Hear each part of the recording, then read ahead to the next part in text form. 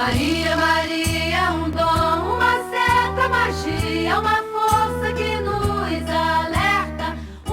Simplesmente Maria, orgulhosamente mulher, encontra-se no Hotel Marambaia, em Balneário Camboriú, no encontro da Escola de Pais do Brasil. E eu tenho a honra de conversar aqui com Regina Célia Simões de Mates, que está na presidência do Conselho de Educadores da Escola de Pais. Ela é assistente social e psicodramatista, especialista em empresas e terapeuta de casais e família. Tudo bem, dona Regina? Tudo bem, Valtair. Bom, doutora Regina, né? Doutora Regina, quem é mais mal educado hoje? Os filhos ou os pais? Não é uma resposta muito fácil nem muito simples. Aliás, hoje nada está na simplicidade, tudo é muito complexo. Mas eu poderia te dizer, sem medo de errar, que eu acho que os pais estão perdidos e isso está gerando filhos menos educados. Porque me parece que os limites foram perdidos nesse meio de caminho, nessa troca de mudança, dessas novos tempos, mudanças de paradigmas, muitas tecnologias, um tempo de globalização e de envolvimento de um com todos muito rápido. A individualização. A individualização, que é uma consequência natural, né? Você precisa, quando tudo está tão exposto, você precisa também tentar se proteger dentro de você mesmo. Então você entra exatamente nessa coisa de entrar para dentro, de se individualizar, não só no se diferenciar, mas você ficar com você mesmo e se bastar, o que às vezes é bastante preocupante. Com certeza. Então, no seu ponto de vista, muitas causas levaram os pais a ficarem perdidos na educação e isso trouxe consequência na educação dos filhos. Sim, eu acho que... Principalmente a falta de limites, de valores. Veja, pais que estão sem saber o que fazer, porque não tem mais o espelho que eles tinham de gerações atrás. Nossos pais, por exemplo, meus pais, meus avós, repetiam o que a geração anterior fazia e faziam com muita certeza.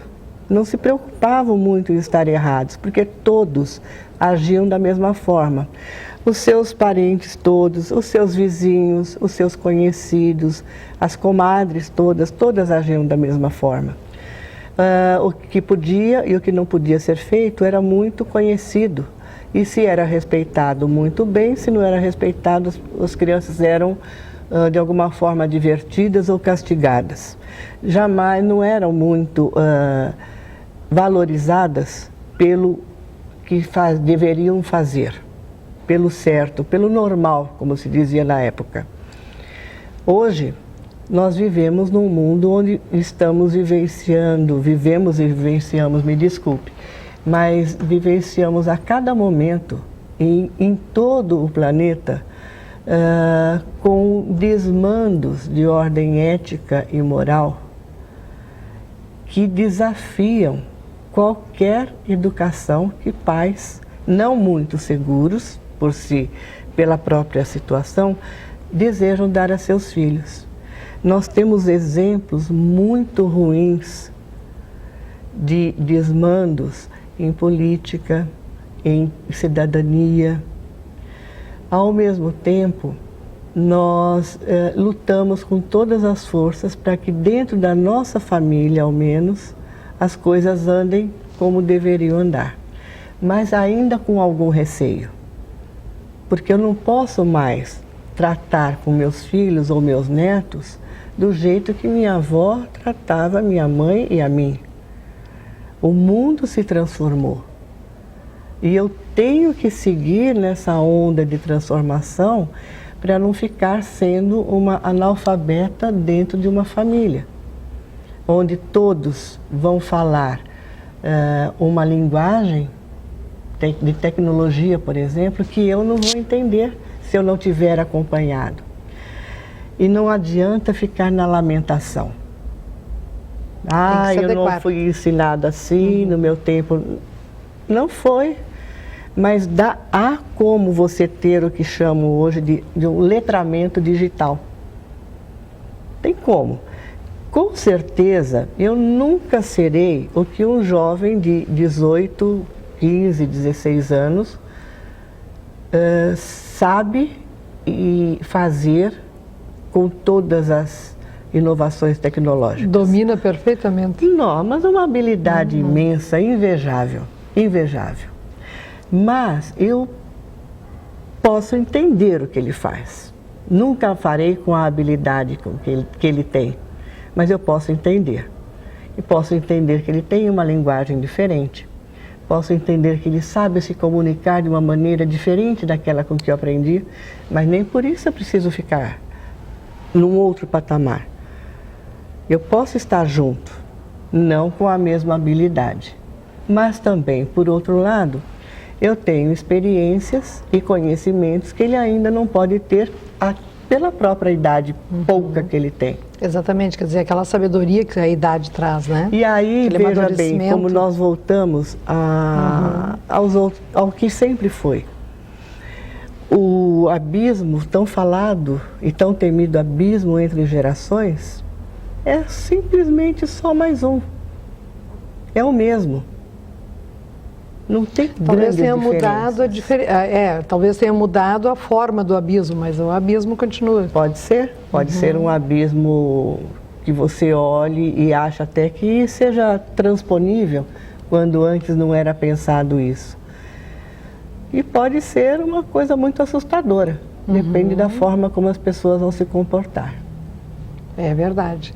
E aí a Escola de Pais pensa algum caminho para tornar os pais mais educados, para que eles possam transmitir essa educação para os filhos? Em termos de tecnologia, nós começamos já há 2 anos, no nosso 50º Congresso Nacional, nós fizemos, que coincidiu também com o 2º Congresso Internacional da Escola de Pais do Brasil, nós temos privilegiado os temas de tecnologia para os pais, tentando aproximá-los da realidade dos filhos.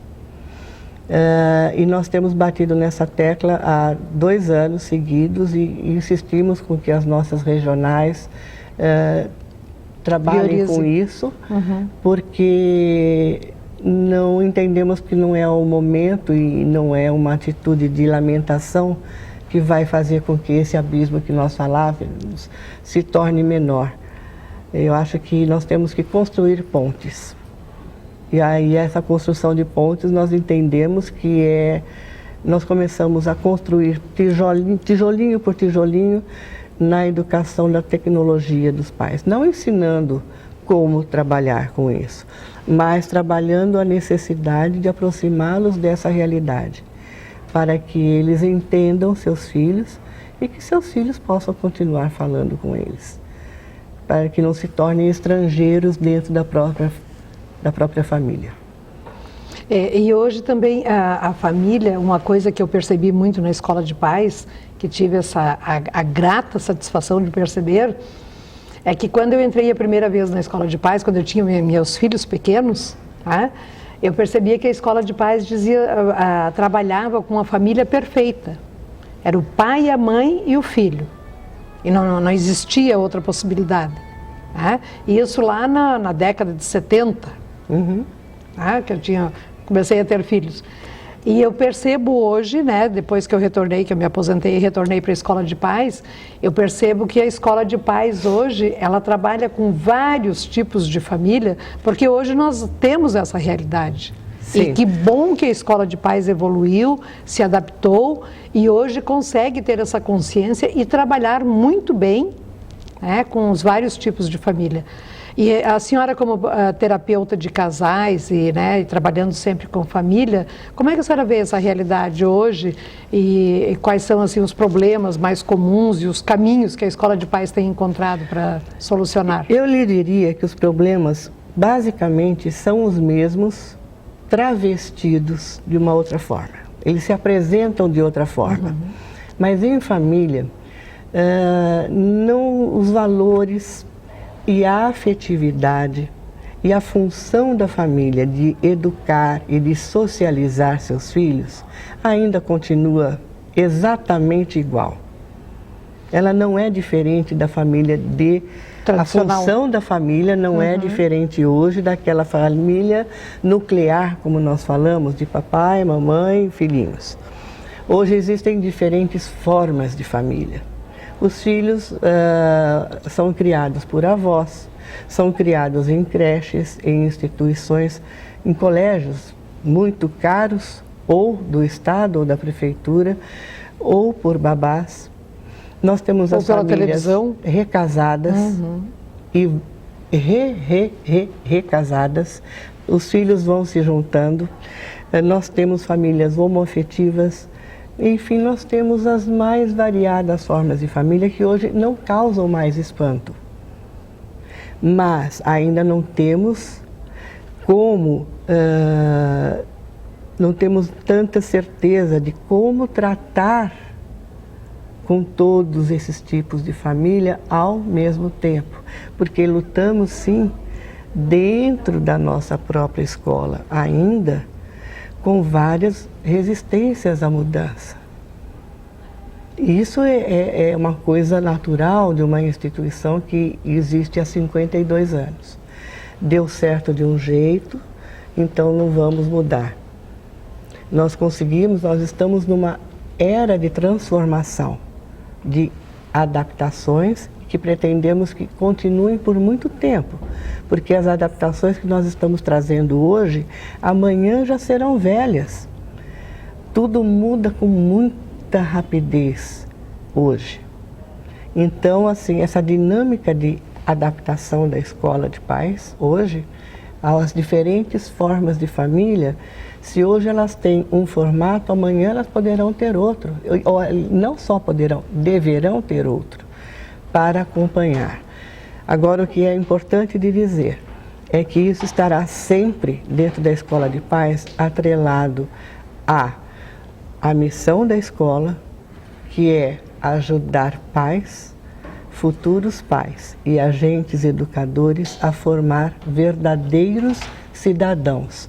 Veja que missão linda, porque ela não diz que cidadãos são esses, se são homoafetivos, se são ricos, se são negros, se serão famintos ou se serão privilegiados economicamente.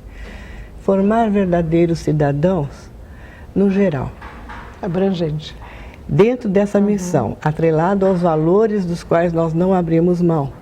Por exemplo, de ter certeza de que a família é um centro primordial, importante, gerador.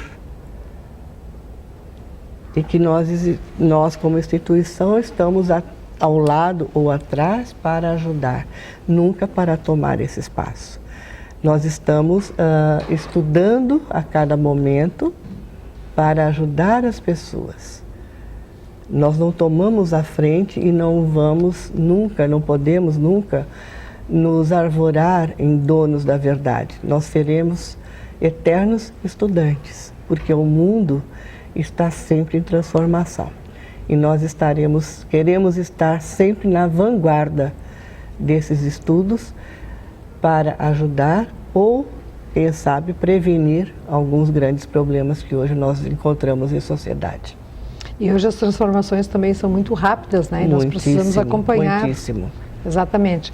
Mas, doutora Regina, eu quero voltar a levantar um ponto que a senhora falou, que os valores estão prejudicados, né? Mas eu acho, não sei, talvez eu me corrija se eu estiver errada, eu acho que o respeito que é fundamental nessa história toda, não é? Concordo plenamente, você não está errada, você está certíssima. Eu vim agora de uma palestra que nós fizemos em Anápolis, da Escola de Pais também, onde eu falava da importância de um trinômio em família: cooperação, limites e respeito. sem essas 3 coisas Limites básicas, também, né? Limites é outra coisa altamente... sem essas 3 coisas básicas, não tem jeito. Porque tudo o mais vem daí. Tripé da família. Se você tiver cooperação, e a cooperação já diz um monte, traz atrás dela um monte de outras coisas e sentimentos e atitudes. Limites, ter um norte, ter um trilho, não para ser inflexível, mas para ter um caminho, para ter também, segurança. Exatamente, aquela diferença entre autoritarismo e autoridade. Isso, né? Já nem se fala mais, né? Com certeza. Já é até um conceito tão ultrapassado, desgastado. E a cooperação, o limite e o respeito. Se tiver respeito, eu vou conseguir entender a forma de pensar do meu filho e se eu conseguir, ele vai... Porque a família tem a função também de transmitir a história dela. Se meu filho conhecer a minha história, de por que, por exemplo, eu acho importante que os jovens estudem e trabalhem. Não é porque eu sou só mais velha, porque eu sou chata, porque eu sou intransigente, porque eu venho de uma família onde as pessoas se formavam e iam trabalhar. Meu pai começou a trabalhar aos 14 anos, eu comecei aos 18. Minhas filhas foram trabalhar aos 25, quando terminaram a faculdade. Veja, vai ficando mais para frente. Mas é um valor que vem passando de geração a geração.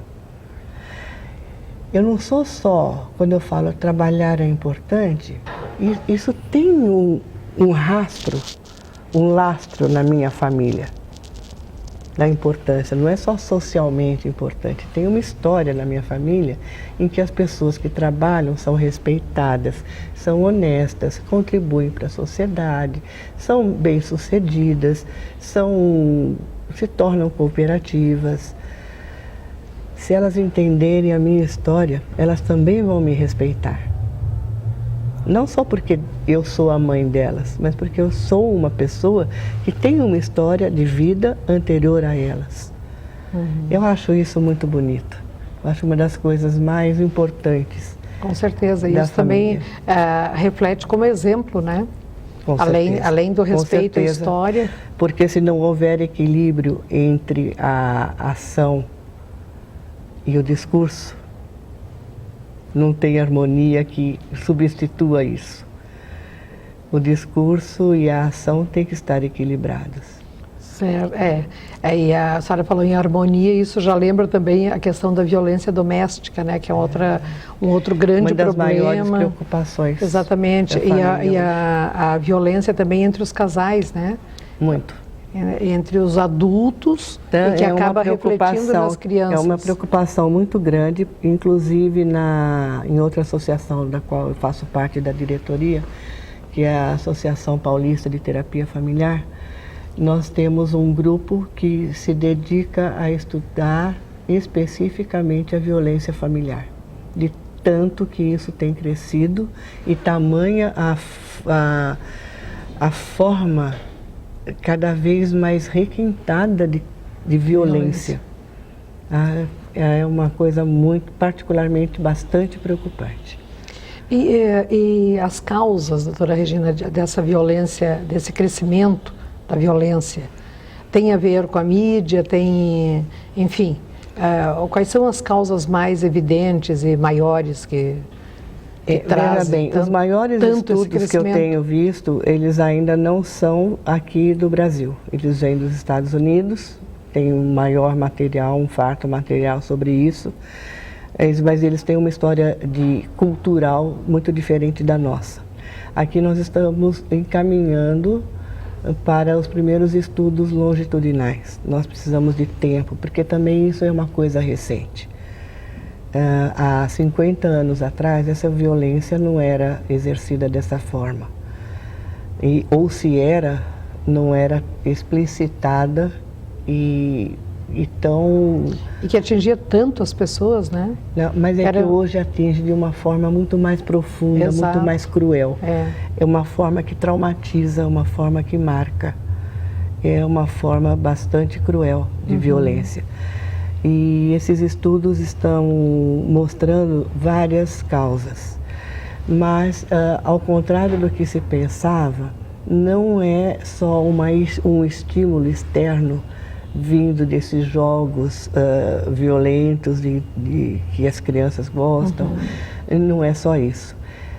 Nós estamos notando, e ainda preliminarmente, não é uma conclusão, mas estamos notando que a falta de bons exemplos, a falta de heróis, a falta de pessoas com as quais boas, éticas, morais, aqueles heróis dos nossos tempos, com quem super-heróis, se identificar, né? Com quem se identificar. Mas também eles colocam o que na televisão, por exemplo, para menina, quais são as referências que as meninas têm? As mulheres fruta, enfim, né?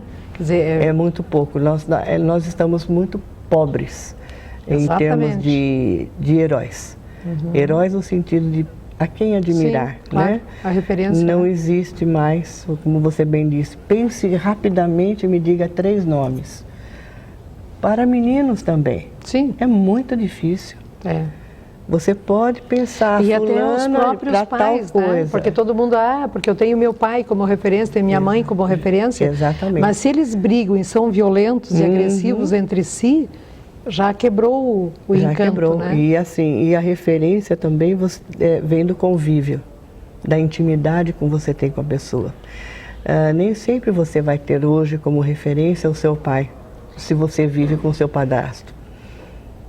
Então também é uma coisa bastante difícil, assim. Meu pai herói já é um pouco mais difícil de encontrar hoje. E que tipo de herói? Eu posso amar um pai e achá-lo herói de um jeito bastante torto, que não vai ser saudável, nem em família, nem em sociedade. Dependendo desse tipo de pai, isso é bastante possível. Pois é, doutora Regina, teríamos muito para conversar ainda hoje, né? Mas estamos no nosso minuto final. Vou deixar um tempinho para a senhora deixar uma mensagem para as nossas mulheres, para os nossos educadores, para as famílias que estão nos assistindo. Eu queria deixar um desejo. Eu faria um pedido que os pais, de modo geral, não desistam de ser pais. Não tenham medo de exercer autoridade, de dizer não, de impor limites, impor regras, exigir respeito e dar o exemplo de respeitar seus filhos. Ser pai, ser mãe não é coisa para preguiçosos, dá muito trabalho. E é para a vida inteira. É para a vida inteira, não tem sábados, domingos nem feriados. É como nós costumamos brincar, não existe ex-pai, ex-mãe e nem ex-filho. Não existe. E não é coisa para preguiçosos, dá muito trabalho, custa bastante dinheiro também, mas dá muita satisfação. É muito não gratificante, desistam. Com certeza. Doutora Regina, muito obrigada pela sua dedicação a esse tempo que a senhora está conosco, a todo o seu trabalho na Escola de Pais. Nós lhe agradecemos demais por a senhora ter esse empenho, essa dedicação, e estamos também abertos a próxima vez que a senhora quiser deixar uma mensagem para o Planalto todo aqui estamos ansiosos por lhe receber novamente. Eu agradeço bastante. Esse Planalto tem para mim, na minha história de vida, uma posição muito importante. Eu espero voltarei com muito prazer. Que bom. Muito obrigada. Nós lhe agradecemos muito. E para você que esteve conosco também, o nosso muito obrigada, um grande abraço e até a próxima semana.